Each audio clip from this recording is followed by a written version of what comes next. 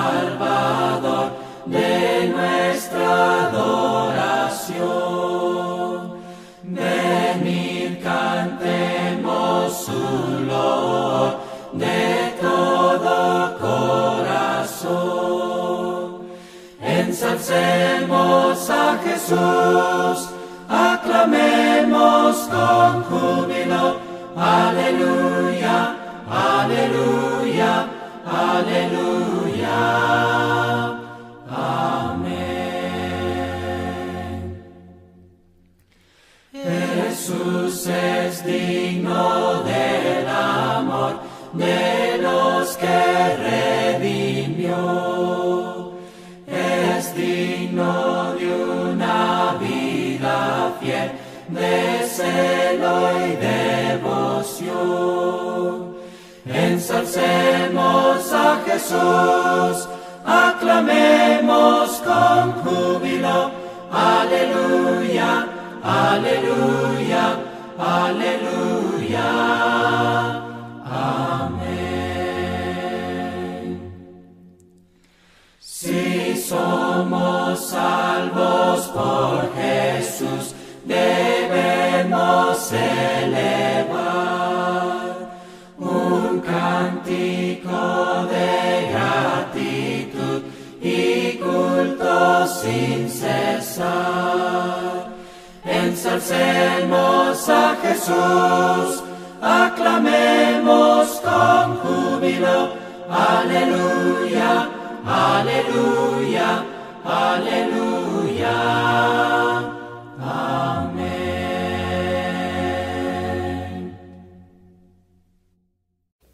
Roca de la eternidad, fuiste abierta para mí, sé mi escondedero fiel, solo encuentro paz en ti, rico, limpio manantial, en el cual lavado fui, aunque fuese siempre fiel, aunque llore sin cesar, del pecado no podré justificación lograr, solo en ti teniendo fe, deuda tal podré pagar, mientras tenga que vivir mi último suspiro al dar, cuando vaya a responder en tu augusto tribunal, sé mi escondedero fiel, roca de la eternidad.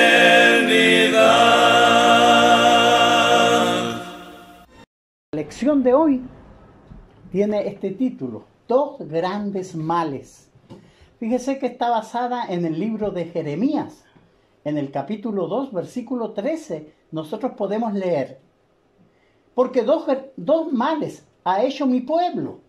Me dejaron a mí fuente de agua viva y cavaron para sí cisternas rotas que no tienen agua.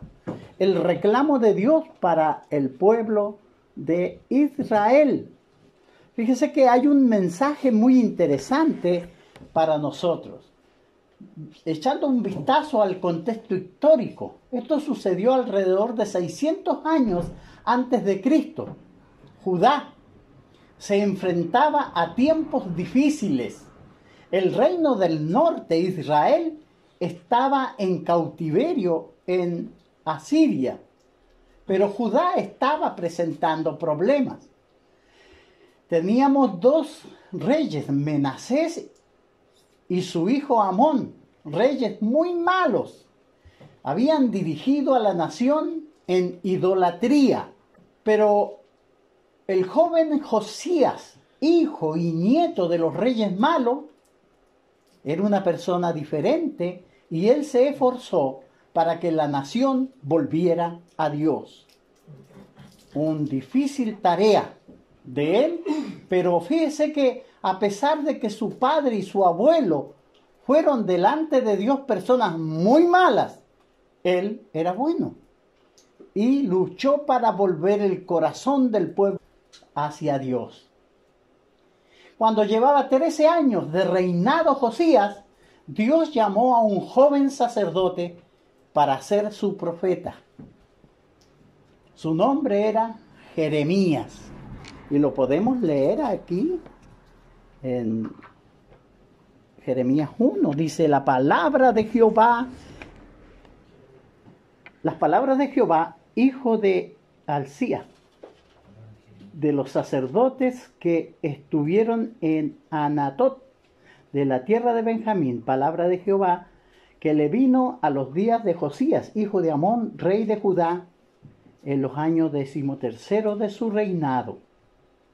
Bueno, Dios está hablando a este muchacho, joven. Un joven, como decía, de 20 años de edad.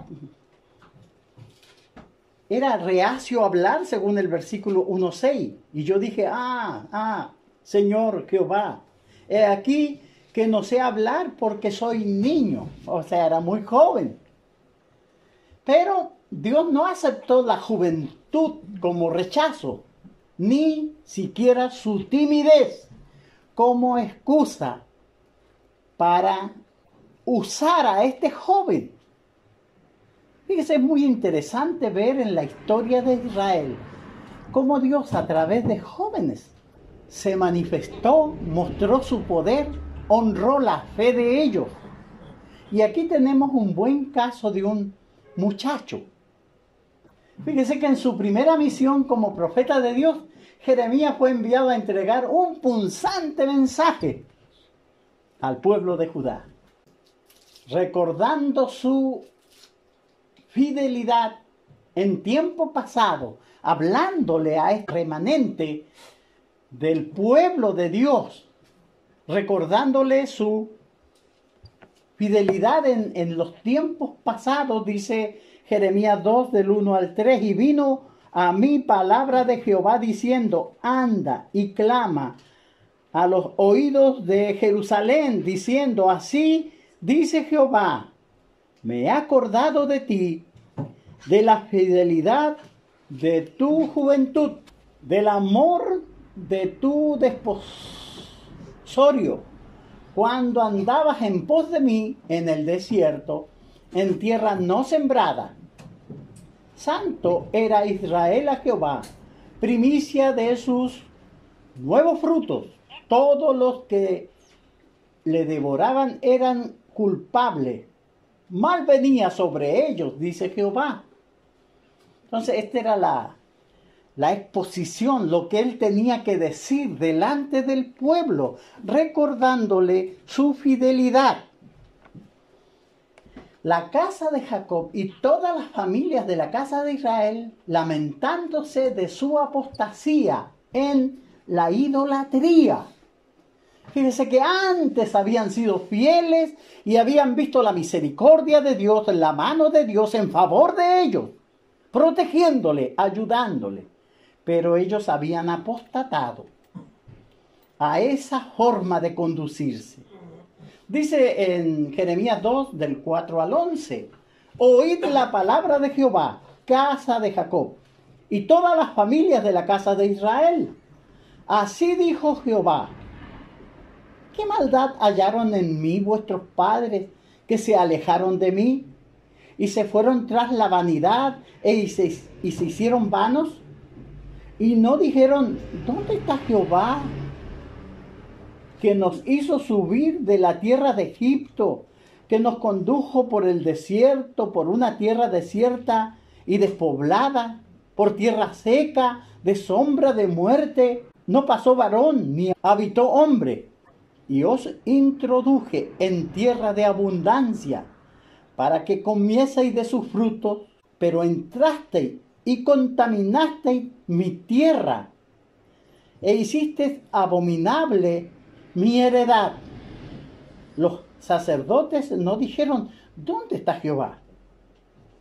Y los que tenían la ley no me conocieron, y los pastores se rebelaron contra mí, y los profetas profetizaron en nombre de Baal, anduvieron tras lo que no aprovecha. Por tanto, contenderé aún con vosotros, dijo Jehová, y con los hijos de vuestros hijos pleitearé, porque pasad a las costas de Quitim, y mirad, enviad a Cedar, y considerad cuidadosamente y ved si se ha hecho cosa semejante en esta. ¿Acaso alguna nación ha cambiado a sus dioses, aunque ellos no son dioses? Sin embargo, mi pueblo ha trocado su gloria por lo que no aprovecha. Fíjense que todo lo que habían hecho, y Jeremías tenía que llevar esta lección, esta enseñanza, esta reprensión, el joven Jeremías, preguntándole a ellos pregúntense ustedes, ¿qué nación ha cambiado sus dioses? Aunque ellos no eran dioses, pero no los cambiaban, pero Israel sí lo había cambiado, al Dios verdadero por los paganos. Era una situación difícil.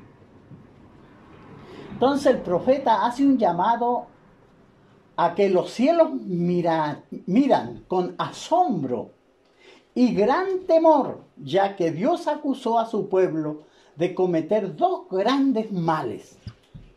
Fíjese que eran los dos grandes males que ellos habían cometido. Jeremías 2, 12 y 13. Espantaos cielos sobre esto y horrorizaos, desolaos en gran manera, dijo Jehová, porque dos males ha hecho mi pueblo. Me dejaron a mí fuente de agua viva y cavaron para sí cisternas rotas que no retienen agua. Y eso era lo que el mensaje y la acusación de Dios contra Israel. Ellos habían abandonado a su Dios, que era fuente de agua viva, y habían cavado o estaban buscando el agua en cisternas rotas que no retienen agua. Dios era la fuente de agua viva, era una vertiente que siempre fluye agua fresca y renovada, y se utilizaba para indicar manantiales de fuente de aguas corriente. Siempre el profeta le apuntaba a eso. Es rico cuando uno va por los cerros y encuentra manantiales de agua. Beber de esas aguas es algo muy lindo, muy refrescante. Son fuentes de agua que nacen de las peñas y van cerro abajo formando esas cataratas. ¿Qué había hecho Israel? Israel había cambiado esas fuentes de agua viva por cisternas rotas. Y las cisternas rotas eran estanques de agua de lluvia, labradas sobre corte de piedra. Ellos habían hecho esos estanques. Los problemas de esos estanques, que podían ofrecerle agua estancada que juntaban de las lluvias, pero estos estanques tenían problemas, estaban quebrados, tenían grietas y no podían retener el agua. Esa era la imagen vívida que presentaba el profeta a la mente y al corazón del pueblo, de la necedad y de la ceguera a la que habían llegado ellos, tal vez sin darse cuenta. Estaban despreciando al único Dios verdadero para cambiarlo por dioses falsos. Fíjese, ahora, ¿podríamos nosotros ser culpables de cometer estos males hoy? Para ver cómo podríamos ser culpables de males semejantes, vamos a examinar más de cerca estos dos grandes males que había cometido Judá y que los denuncia Jeremías. Ellos habían abandonado la fuente de agua viva. Israel, o en este caso Judá, abandonó su fuente de agua viva. Dios era la fuente de agua viva para Israel. Él lo había librado de la esclavitud de Egipto. ¿Recuerdan ustedes la vida que llevaban en Egipto? Una vida de esclavitud.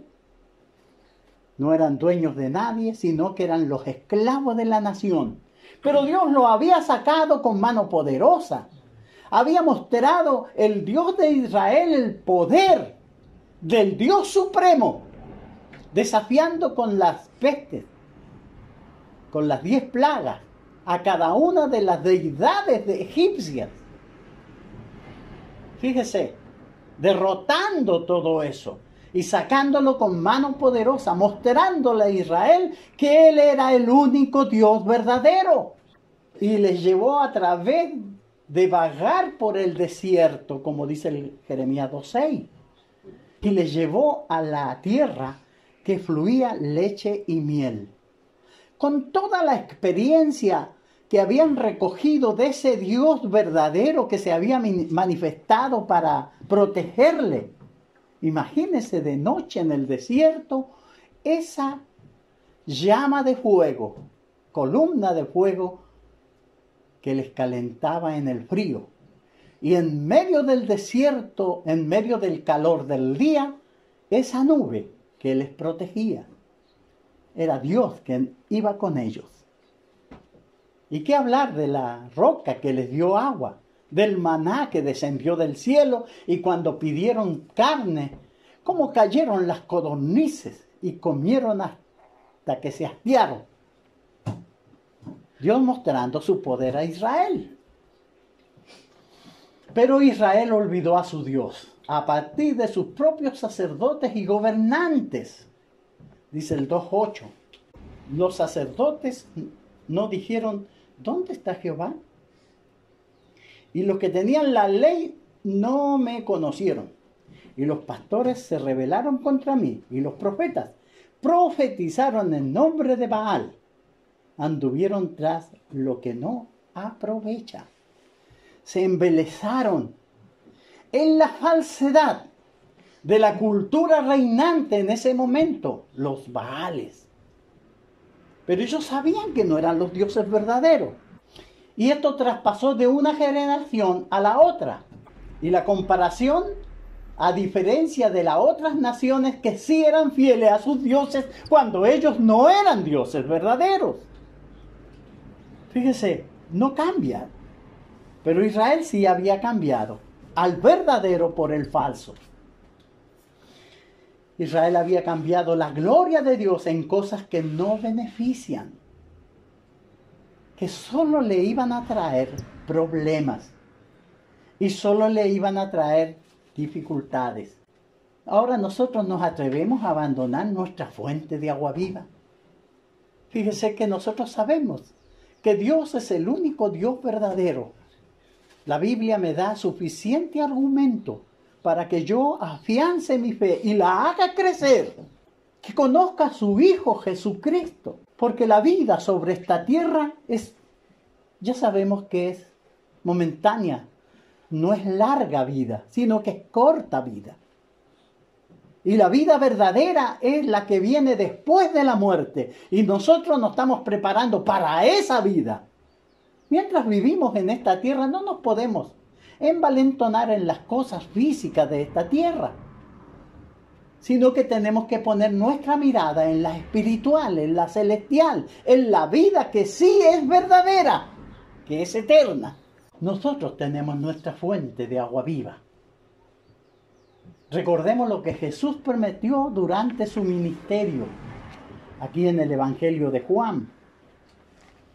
En el capítulo 4, cuando habla con la mujer samaritana, hablando de esa agua viva, de la agua que sacia la sed del alma, porque las filosofías humanas no sacian la sed del alma. Hablando Jesús con la mujer samaritana, dice, respondiendo Jesús le dijo, cualquiera que bebiere de esta agua volverá a tener sed. Mas el que bebiere del agua que yo le daré, no tendrá sed jamás, sino que el agua que yo le daré será en él una fuente de agua que salte para vida eterna. Y esta es la conversación que tenía Jesús con la mujer samaritana en el pozo de Jacob. Jesús ofreciendo la agua viva que sacia. Fíjense que tenemos un mundo que se está hundiendo en el pecado, en la degradación. Millones en la droga, en el alcohol, sumiéndose en el pecado, llenos de odio, de rencor, de angustia. La solución es Jesucristo y el agua viva que Él ofrece. Lo demás son cisternas rotas que no retienen agua. ¿Iremos a abandonar nosotros la fuente de agua viva?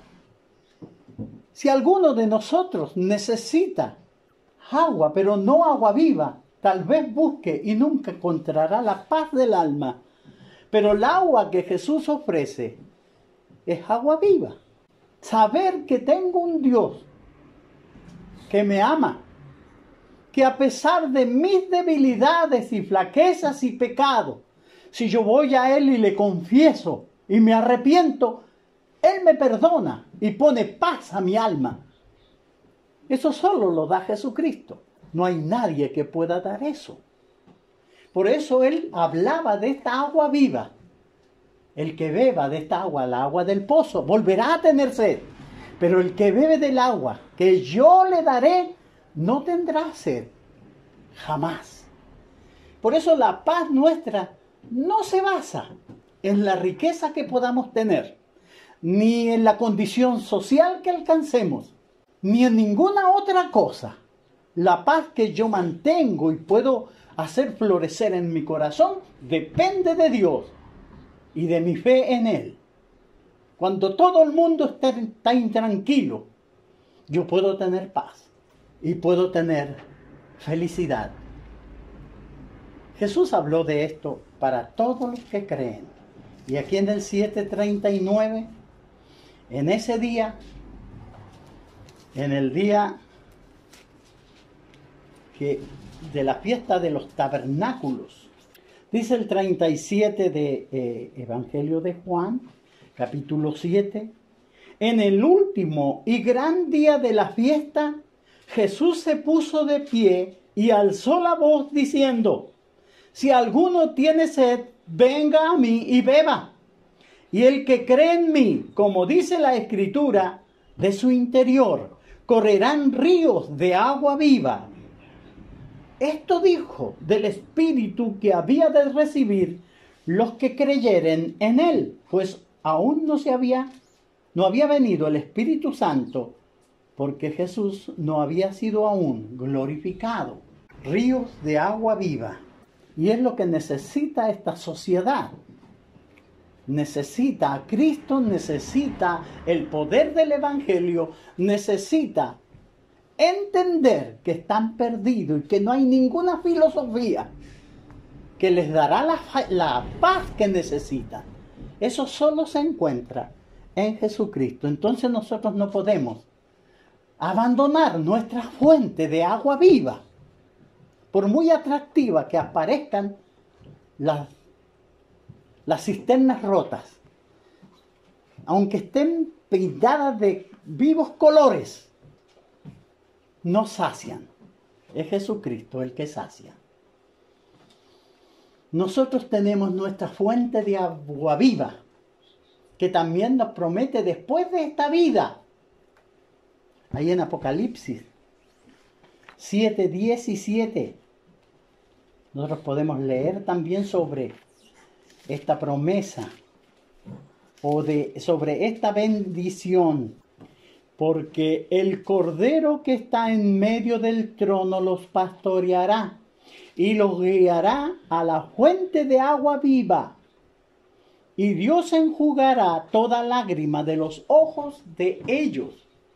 Fíjese que después de haber pasado por este valle de angustia, de incertidumbre, de pena, seremos llevados por Jesucristo a esas aguas vivas que Él prometió hacer fluir y refrescar nuestras almas para llevarnos a Dios, que nos enjugará toda lágrima. Esas son las promesas y esa es la fuente de agua viva a la cual nosotros tenemos que aferrarnos. Un río limpio de agua de la vida que salía del trono.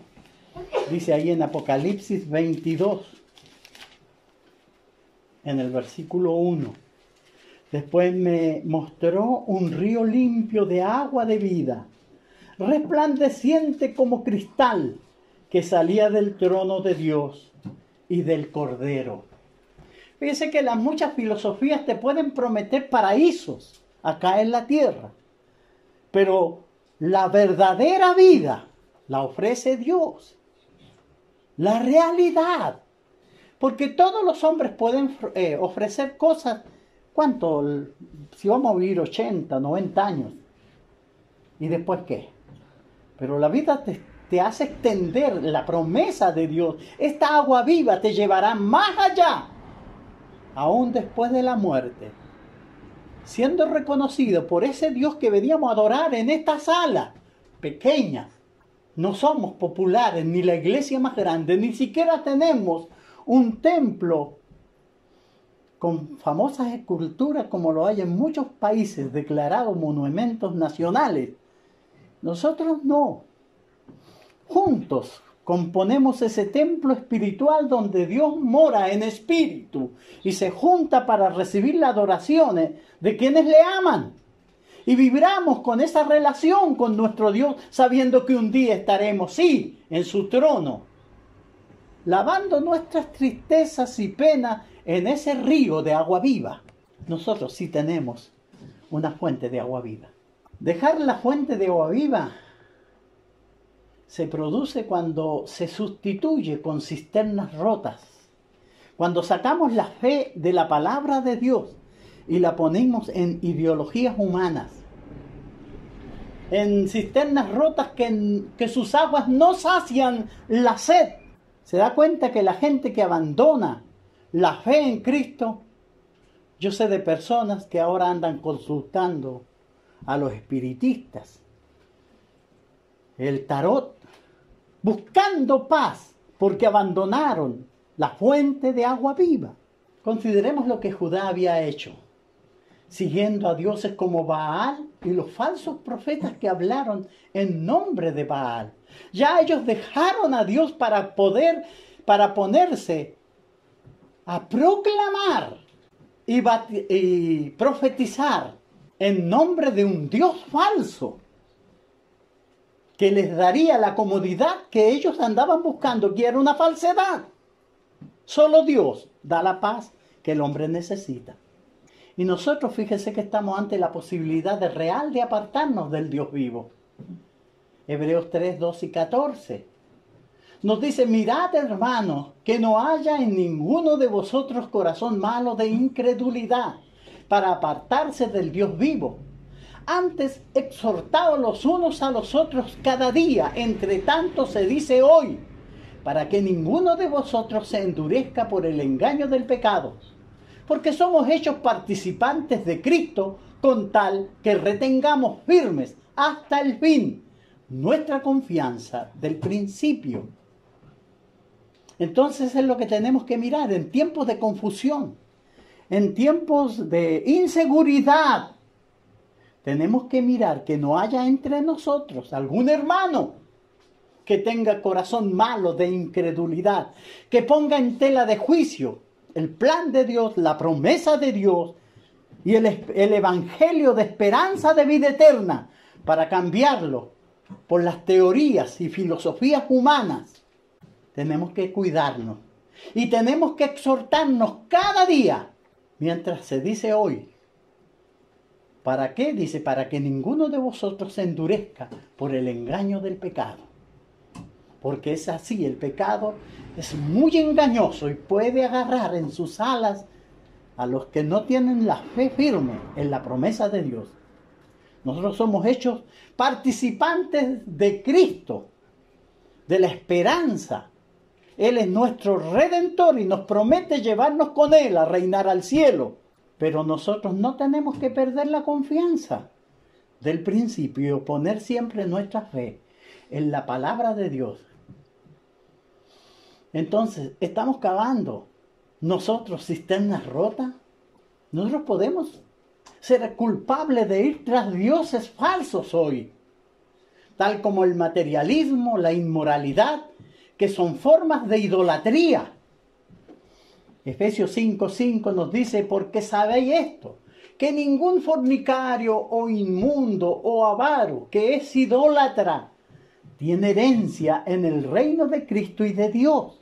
Porque el Señor nos sacó de ese mundo. A nosotros no podemos volver ahí. No podemos.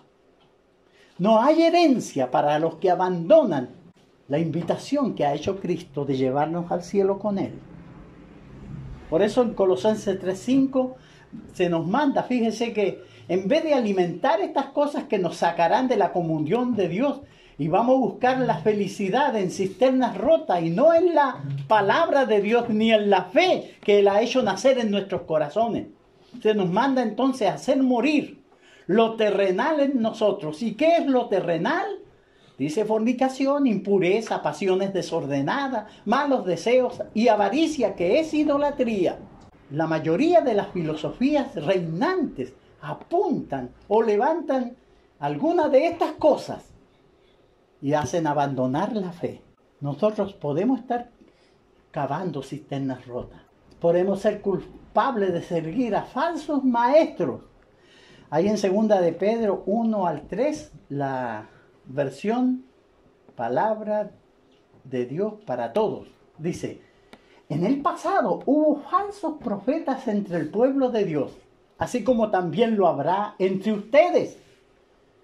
Sin que ustedes se den cuenta, ellos le darán falsas enseñanzas que los llevarán a ustedes a la condenación. Se atreverán incluso a negar al mismo Señor, que fue quien pagó el precio de su libertad. Pero al hacerlo, ellos mismos traerán su rápida destrucción. Muchos los seguirán en su conducta indecente, y por la culpa de ellos, quienes hablan del mal camino de la verdad. Lo que en realidad quieren los falsos maestros es quitarles su dinero y explotarlos con engaños. Pero Dios le tiene preparado la condena desde hace tiempo y no podrán escapar del que los destruirá. Y nosotros sabemos esto. ¿Cuánta falsedad hay en la religión? ¿Cuántos grupos religiosos que hoy se han levantado, que son verdaderos imperios, que no les interesa la salvación del alma, de los que le oyen? Lo único que quieren es sacarle dinero. Y eso es una realidad. Pero téngalo por seguro que el Señor los va a castigar. Y el castigo que el Señor le tiene no se deja esperar. Ya vendrá y Él los castigará. Entonces nosotros no tenemos que seguir a las falsas filosofías. Siempre tome su Biblia, analice lo que enseñan los hombres. Si usted quiere ir al cielo con el Señor, busque la palabra de Dios, nútrase de ella, conozca bien los designios de Dios y ande en ellos. Falsos maestros que nos harán sacar la vista del propósito de Dios y querrán llevarnos por el sectarismo a la división destructora. Falsos maestros que ofrecen falsa esperanza. Por ejemplo, las nuevas falsas religiones. Las múltiples filosofías reinantes que hacen poner la esperanza en las cosas materiales y no en Dios. La lucha nuestra no es material, la lucha nuestra es espiritual. Estamos preparándonos para vivir con el Señor en el cielo, por eso vamos a transformar nuestro espíritu, nuestro carácter. Filipenses 3, 20 y 21, el apóstol Pablo escribiéndole, le dice a los hermanos, mas nuestra ciudadanía está en los cielos, de donde también esperamos al Salvador, al Señor Jesucristo, el cual transformará el cuerpo de la humillación nuestra, para que sea semejante al cuerpo de la gloria suya, por el poder con el cual puede también sujetar a sí mismo todas las cosas. Esa es la esperanza mía, esa es la lucha que yo debo tener. Esa es la bandera que yo debo levantar. La esperanza. Porque mi ciudadanía no está en esta tierra, sino en los cielos. De donde también espero con ansia a mi Salvador. Y sé que un día vendrá. Y todo lo que está pasando en esta tierra, todo este abuso, toda esta confusión, se acabará. Pero nosotros iremos con Él, con el Salvador. Transformará el cuerpo nuestro. Dice, el cuerpo de la humillación nuestra. Ese cuerpo enfermo. Ese cuerpo que se cansa, que necesita medicina, será transformado por el poder de Dios y para siempre estaremos por Él. Porque el Señor transformará todo eso y estaremos para siempre con Él. Yo quiero estar ahí. Esa es mi lucha. Es lo que yo quiero estar. Y les animo que ustedes tomen fuerza en eso. Podemos ser culpables de una falsa sensación de prosperidad.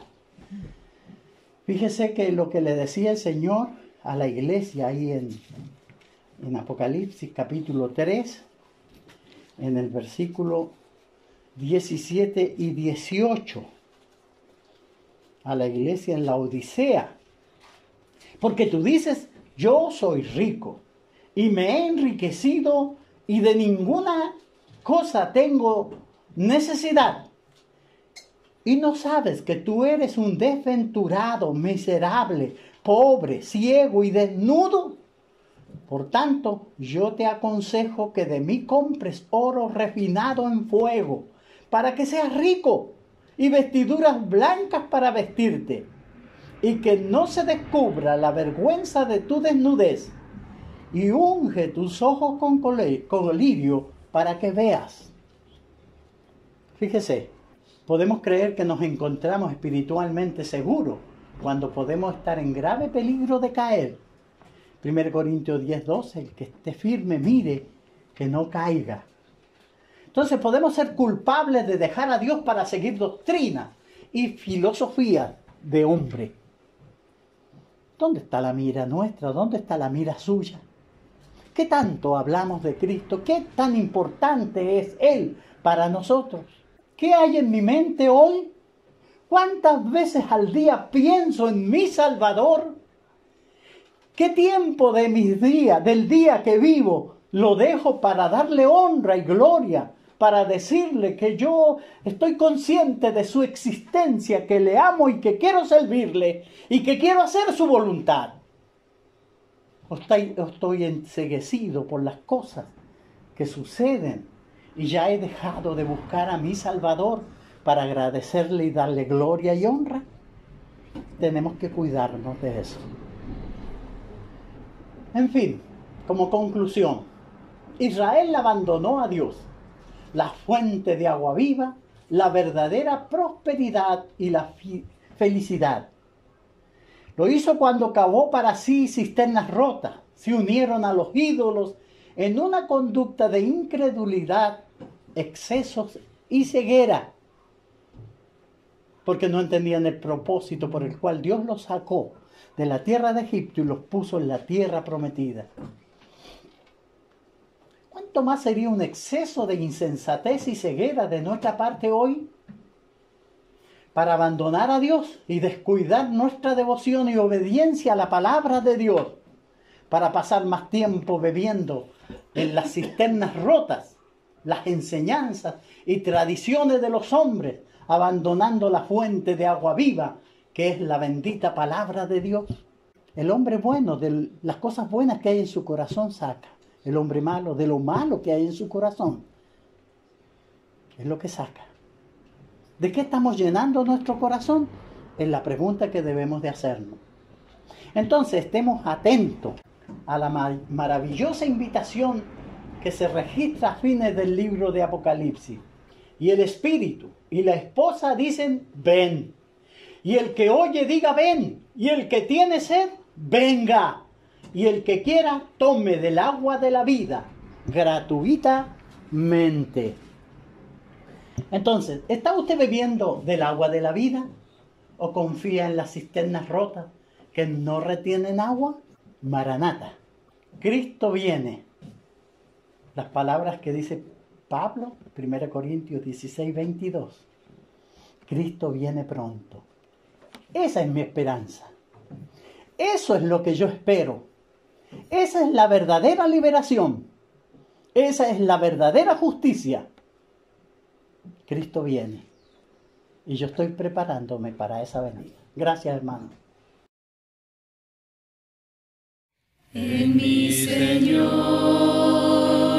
lo tengo todo, consuelo tengo, si acaso lloro, y si me gozo, Dios va conmigo, su amor es para siempre en mí. Caminaré con mi Señor, pues su amor no acabará, y si algún día yo fallar, Él me levantará. Caminaré con mi Señor, pues su amor no acabará, y si algún día yo fallar, Él me levantará, me levantará. El mundo ofrece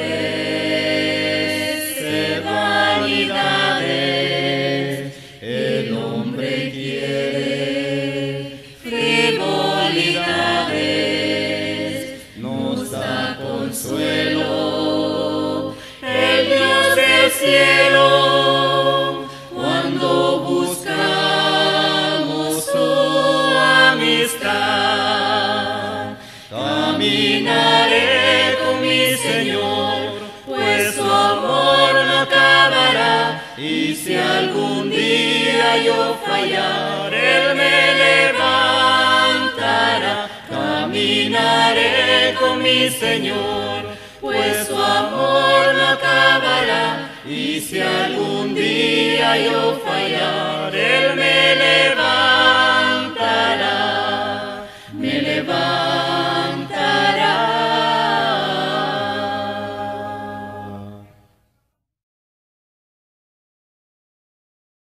¿Qué harás si Cristo viene hoy?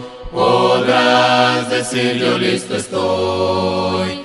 Sabes que un día volverá. Piensa que puede ser hoy.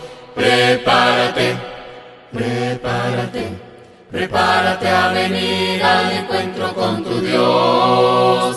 Prepárate, prepárate, prepárate a venir al encuentro del Señor. Si Dios pide tu alma hoy, podrás decir yo listo estoy. Sabes que puede suceder, piensa que debes hacer. Prepárate, prepárate, prepárate a venir al encuentro con tu Dios. Prepárate, prepárate, prepárate a venir al encuentro del Señor.